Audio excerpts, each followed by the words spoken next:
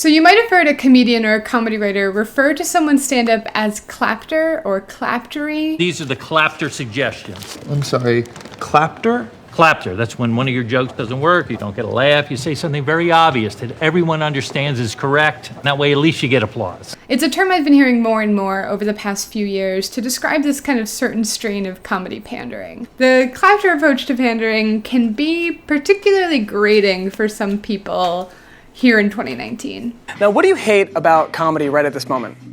Clapter and pandering. It's characterized by its tendency to put the emphasis on what's politically correct, not what's funny. And it can have a real bread and circuses vibe. Vulture defined it as an identifiable strain of message-driven comedy that inadvertently prioritizes political pandering over comedic merit. I hate clapter. I hate clapter. I don't want you cheering for the thing I said. I want you laughing at it. That's Right. the point. One of my favorite examples of parodying clapter is from the excellent podcast Doughboys. Nick Weiger, the host, refers to the president as the orange buffoon. Don't get Nick started on his political takes. You know what he thinks of Trump? It's a guy I call the orange buffoon. Oh! That's right. It makes me laugh every time because after he says it, he holds as if he's waiting for people to call him brave or congratulate him for speaking truth to power. It's so great, and it gets at the heart of what we're talking about here. But yes, clapter is having a moment right now, in part because of the political climate. But remember, this trend isn't necessarily new. The word claptrap, which has the same definition except for theater, is slang that dates back to the early 1700s. It refers to like cheap theatrical trickery, shameless techniques, gags used to incite applause. Clapter is easier and it's cheaper, and so that means that there might be comedians like watching in the wings, rolling their eyes at the guy on stage getting cheap laughs after they themselves just worked their butts off to get laughs the hard way. But America's done it. We've actually elected an internet troll as our president. The thing about clapter, though, is that it is structured like a joke. It sounds like a joke, it has the beats and the cadence of a joke, but there's no funny reversal or incongruity or punchline at the end worthy of that laughter, but they laugh and clap anyway. And there's a difference between this and comedy that's politically correct but funny, or comedy that doesn't mind making you go with 3 minutes without laughs while they go and make some points and then come back. It's just the Trojan horse element that makes people angry. The main difference between normal, everyday pandering, New York crowds really are my favorite, I love performing here, that sort of thing, which is fine, maybe he means it, but the main difference is that clapter has the added bullshittery of like politically charged virtue signaling.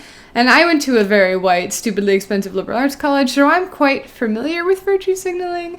And just as people can be scared to laugh at a joke that they perceive as mean for fear of seeming mean, people often feel obliged to laugh, or at the very least, as the case may be, clap, at a joke like this to seem like they're on the right side of history, right? It's a style of pandering, and pandering can also include posturing and fan service, trying too hard to be hip. What's something that you always carry with you? Hot sauce.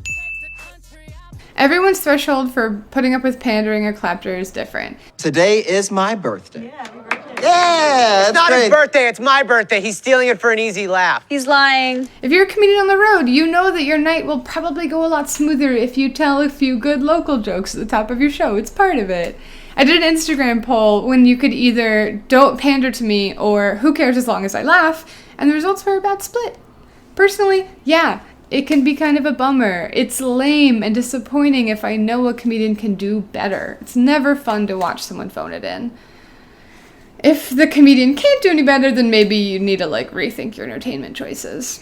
You know, Osama bin Laden is still dead. And let me just ask you, how many of you here hate AIDS? Pandering is defined by words like gratify, indulge, and spoil. To spoil a person by giving them their desires, usually something immoral or illegal. But if you hate pandering and you accept the definition that pandering is giving someone what they might want, even if it's bad for them, then that means that you're accepting on some level that a comedian has a responsibility to positively influence their audience, or at least avoid negatively influencing them. And if you're a lover of comedians like Carlin or Hicks, it's easy to imagine that. But sometimes being a comic is more complicated than that moral stance allows for. There are times when I don't mind it. I believe in a comedian's ability to use the tools that they have and not limit themselves to another person's idea of what stand-up is or should be. I'll happily take some clapter and pandering from a host, for example. That is a really hard job, and they have to do what they gotta do, you know? I was at a show a few weeks ago where there was a host and a lineup of comedians doing about 15 minutes each. Show was going pretty well and the energy was pretty great until one of the comedians just had an off night. Their jokes weren't landing, and then they left the stage pretty abruptly. They just like, oh, I'm out of here. So the once great room becomes kind of confused and awkward and tense, and that's when the host has to get up there and do their job. It's a super hard job, and they gotta do what they gotta do if the comic lost the crowd. Tell us you love us. Tell us you love our town. Have us clap for the wait staff. Why not? You know, especially if the vibe's gone and you need to get us back. It's not lazy. That is your job. You know, that is their job. And you owe the fellow comedians that are gonna follow you every, best chance of getting the room back and having a good night. That's fine. I could sing in Mandarin, you'd still know I'm pandering. Hunting deer, chasing trout, a Bud Light with the logo facing out. Let's look at a non-comedy example of this strategy. Taylor Swift's You Need to Calm Down. Now, everyone and their mom seems to have an opinion about the song and the music video, and one of the many complaints that people have is that it's perhaps too consciously critic-proof. And I'm talking particularly about the LGBTQ part, because the message is so aggressively wholesome, right? That it's hard to want to critique. And I'm partly going to defend her here because I'm sure there were so many people for years telling her, why don't you use your platform for something better? So she just can't really win. But I agree with this sentiment that when you are an artist and you produce something, a bit, a song, a music video, something that places you yourself firmly on the right side of history, you don't get to just stop there and like pat yourself on the back and carry on. You still have to work to produce art worth consuming. If it's on that topic, you can't just say the right things. Those things need to be packaged in a way that's maybe new or interesting or a fresh perspective, something worthwhile. It's not an end in itself. Look, we've talked about clapter and pandering, and it's okay. It's okay to enjoy pandery things. It's like ice cream. It's sweet. It's easy. It goes down really smooth. Remember that definition? You're being spoiled, right? And sometimes you want to be spoiled. There's a lot of easy jokes that I love, so like, no judgment, live your life. But it is easier. And maybe there's some comedy out there that's worth appreciating a little bit more. And worth exploring more, worth supporting more. And I promise you, you're probably going to laugh more. Now the easiest clapter of all, give it up for Larry Wilmore!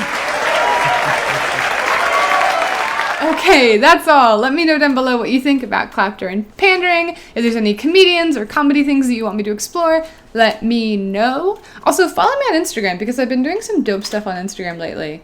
Just for y'all. And like, comment, subscribe, share with comedy people, and I'll be back soon. I'm between jobs right now, so I have a lot of free time, and I'm excited about what I can do for this channel.